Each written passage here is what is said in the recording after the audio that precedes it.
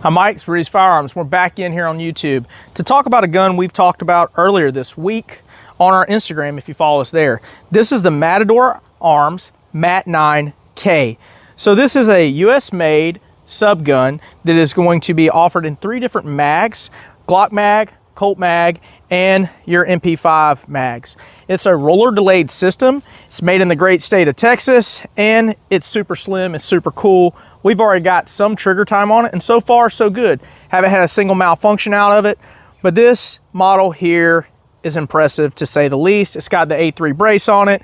It's going to have your Aimpoint T2 with the Scalar Works mount, and we threw our rugged Obsidian 9 on there just to show you guys how this thing sounds. We're shooting 147 grain Mag-Tech, and like I said, I've been impressed thus far.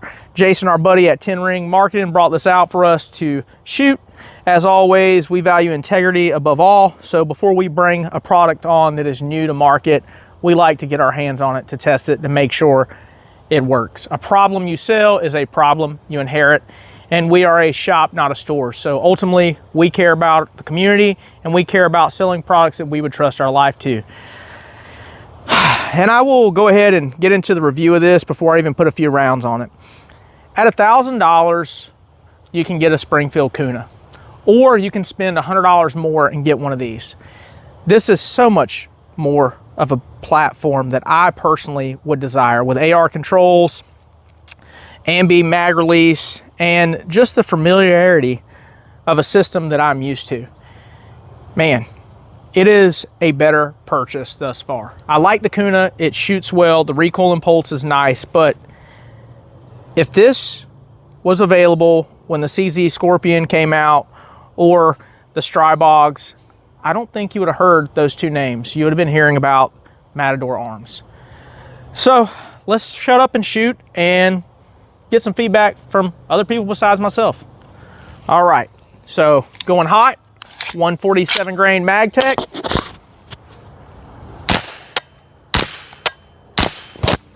And look, this is quiet for a gun at this price point. You're mostly just hearing the bolt. Is it going to be as quiet as an MP5? Probably not. But this is an affordable offering from an American company. So what does that mean for you, the consumer? That means that you don't have to wait 3 and 4 months for some sort of European import. If you're going to want a gun of this quality, you're going to have to look to B&T. I'm actually impressed. There's not a lot of American-made firearms that work this well. Well, I'm going to finish shooting the last few rounds through this guy, and then we're going to pass this one off to Ian and let him shoot some supers through it.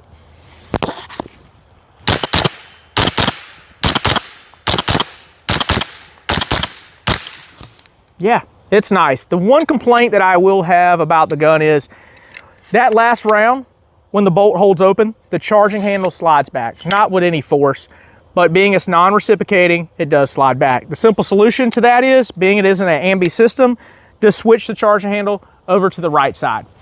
This is common on quite a few guns at this price point, but again, think of what you're getting for $1,100. It's a billet upper and lower. It is a really nice trigger. They have an impressive grip from the factory. Really, out of the box, you don't need to change anything about it. And for about $200 to $300 more, you can get it with the A3 brace, which just fits the sleek and slim look of the Matador. All right, guys, so I'm gonna pass this to Ian, and I'm gonna shut up and let him shoot. All right, so my chance with the Matador, I haven't even touched this until just now. I got to play with it for a little bit. And I will say, I mean, it feels great in the hand. It looks great in the hand. And I am actually excited to shoot it. So we will see. Feels good in the shoulder. It's easy to hold. Ooh. So not all the way in the battery? Not all the way. It probably didn't pick up the round. No, it did.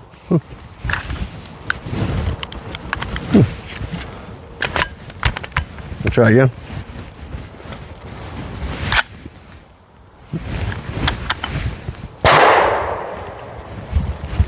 Good still. Let's see. Oh yeah, there we go.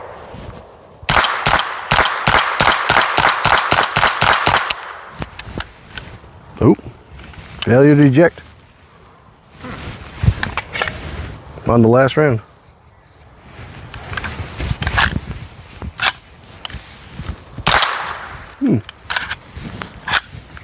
Well, I mean, that's the only problems we had. I wonder if it was just the magazine. Is this yours? That's mine. That's yours? Yeah, it's a Glock mag. I've used it quite a bit. Use it on the GHM and stuff. So. Is it a Gen 5? Yes. I don't know. I mean, besides that, the thing's fantastic. Let's put some more rounds through it and see how it does. All right, in full disclosure, I'm going to just let you know what we got going on here. We have shot this gun hundreds of rounds suppressed so far. We fully intend on using this gun strictly suppressed. And a lot of times you do have to maintain and you do have to clean a firearm when you're using a traditional back pressure can. That said, we noticed that this rugged Acidia 9, we have thousands of rounds through it, is beginning to get loose right here at the collar. And we're seeing gas bleed out of the can. That said, as well, we believe that that may have contributed to the issue that you saw on camera with Ian. Also coupled with the fact, sorry about that, also coupled with the fact that we were using a Glock Gen 3 33 round stick mag that has been shot thousands and thousands of rounds. So we're not going to contribute that malfunction alone to this firearm. Man, if you could see the rounds that we've put through it off camera, there's other people at the range that we've just been handing this thing off to and letting them shoot it, and no problems. I mean, this gun is so dirty, you can see my hand near the ejection port. So if we get close to the camera, you will see just how nasty it is. This is the amount of rounds that we've put through this gun already this morning. So after we're done shooting this video, this gun will have well over 1,000 rounds to it, and most of which will be suppressed. So I'm gonna give this to Ian, and he's going to let it rip. All right, Ian, let me get these ears back on. Yep. I'm just gonna run it with, I've got one Gen 5 extended Glock mag, and then one mag pull, just a standard mag pull mag, just to see what happens. And I have a Gen 5 33 round stick mag with 147 grain MagTech. Ian is shooting, is that Blazer? This is Blazer. The Glock is Lawman. Okay, cool. So we're gonna run it and see how it goes. Let's see.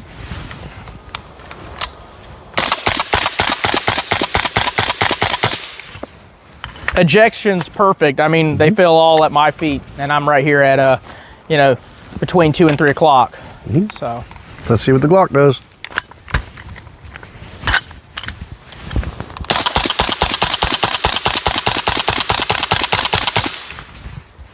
Nothing.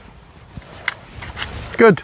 And I'll say this, with this firearm, you're going to experience some sort of stoppage anytime you go this much suppressed with cheap ammo on a gun that probably has not been designed to be shot this cadence of suppression, or fire I should say, suppressed. Not saying that it has not been shot this much suppressed by the company, but we're not really good on guns. We're not kind, we don't clean them. We really just don't care for them in the traditional way most gun owners should or do.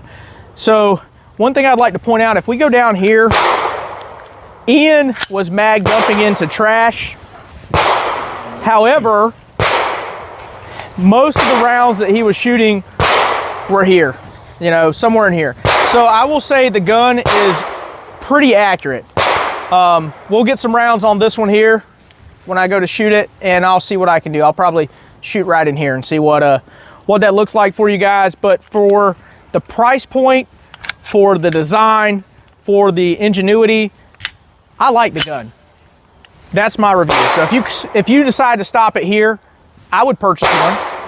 I would say that I would buy this over a Strybog, I would buy this over a Scorpion, and I would buy this over a Kuna. And I think Ian would agree that the recoil impulse is pretty negligible on this. Yeah, it's really nice. Really nice. It's a nice gun. So I'm gonna shoot this thing a few more rounds and see how it goes, and then we'll stop the review. Sorry about the background noise. It's a wonderful fall day here in North Carolina, so everyone is on the range. All right, so I'm gonna shoot this a few rounds here and see how I do with it. Our buddy Jason says the aim point is zeroed. I tend to believe that, and yeah, let's see what we can do.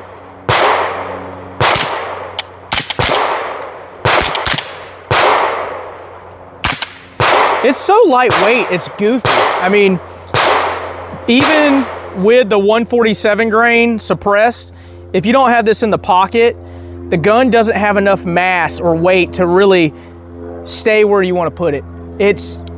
I mean, it feels like a toy. I can't think of another 9mm on the market that is this light and this small of a package.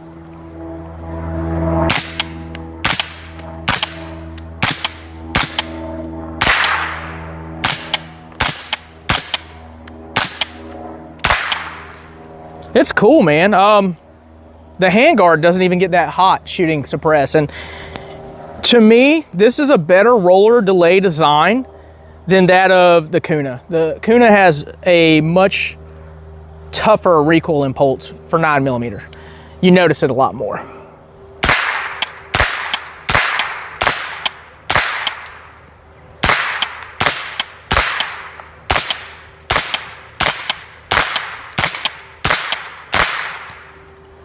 I mean, and for what it is, we're probably at around 10 yards, and me just goofing off with this gun. I mean, the last few rounds were in the pelvic region, like right in here, and I'm happy with it, man. If we actually try to do that, this is Jason's group. I shot some at the head too. I shot some over there, but the gun is capable. The gun works. The gun is reliable. Again, I mean, I don't know if you guys see this on camera or can see this. This gun is just disgusting. You're getting carbon that's bleeding through. You're getting carbon onto the can, gas escaping. My hands are filthy. It's just a good gun for the price point. I will say that I believe that Matador has done their homework to make a firearm that they could be proud of. Again, I don't know of another offering at the price point that they are that's going to give you the quality that they're going to give you. I will say this, and it's not a hit at the competitors, but like, what are you going to go out and buy? You're not going to get a sub 2000 that's going to be this package. You're not going to go out and get a CZ Scorpion Micro at the price point. And you definitely shouldn't go out and buy a Strybog, because the Gen 3s are the only ones that really work, and they're much more expensive. And the only real competitor, again, is the Kuna. But in my opinion, for use case scenario, manual of arms, and just the actual weight and function of firearm, the Matador beats it out. My one gripe about this gun is the charging handle. When you fire that last round, it will slide back and you'll notice it touch your thumb. However, that is an easy fix. Most sub guns anyways have a charging handle on the right side. Not a big deal. But for a backpack firearm or a EDC gun that you can carry everywhere with a very small footprint that runs suppressed or unsuppressed, I'm gonna give the nod to Matador Arms with this. I think that Rudy's is gonna be picking them up. We should have these in shop sometime soon. And I like it, I really do. What do you think, Ian? I'll buy one. You'll buy one? Hell yeah, that thing's dope. So you guys heard that on camera. Ian will buy me one so that I will personally have another backpack gun. I'm pretty sure that's what he said. And yeah, the Matador Arms is awesome. Maybe we'll shoot this next to Ian's MP5, or will we? I don't want to remove the can from the Matador, so you're gonna have to shoot the MP5 unsuppressed. So yeah, okay. I'm not touching the popsicle, bro. Oh yeah, it's hot. That's it's not glowing, but it's hot. So all right, so again, we're back with the Mat9k for Matador Arms. And we're gonna put our final rounds through this. Got a Gen 5 Glock 17 mag. I'm gonna go ahead and rip a few off here for you, and then we're gonna let Ian shoot the SP5. And we'll just close it out. We like the gun. We're gonna give it a nod. We think that if you're in the market for a price point firearm that is a quality subgun made in the US, you don't really have another option. This is this is it. It doesn't have a competitor, and it's well built, performs great, and I like it. All right, Ian, you mind stepping back a second and we'll put a few rounds. Oh, it helps if you charge the weapon, right? So also you may notice the fact that we just switched the charging handle, which was my only gripe, at the bench to the right side. So yeah, I just goofed.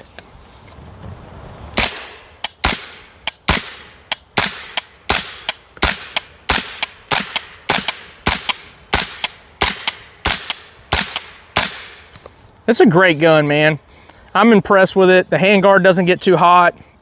It works well. It's sleek and slim, which is impressive. The only other gun you're gonna get that's gonna be this small, this compact, this kind of quality is going to be either a GHM9 or an APC9, and both of which are substantially more. So why not check out the Mat9? As always, guys, I'm Mike. This is Ian. We're Rudy's Firearms. We're gonna close this one out with him shooting the SP5, and then we're gonna send you on your way. Till next time. All right, guys, go with God. So this is just my SP5, and I mean, this is quite a bit more expensive, but that is really nice, even compared to this.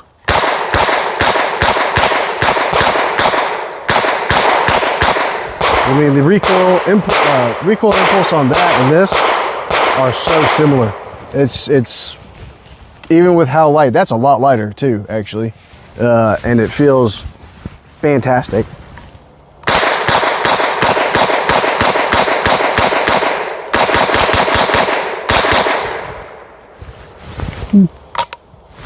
There it is. No, I'll probably pick one of those up at some point. Yeah, so I mean, as you can tell, the best form of flattery is innovation. The HK is a product of the 60s and the 70s. It is an amazing gun. It is roller delayed. It does everything a subgun needs to do, but it is lacking one of the more modern features, last round, hold open. So that's why Ian was guessing, hey, do I have anything left? Yeah. But as always, guys, again, we appreciate you watching. We appreciate your support. And we even appreciate you guys considering the Matador arms. So we'll see you next time. Later.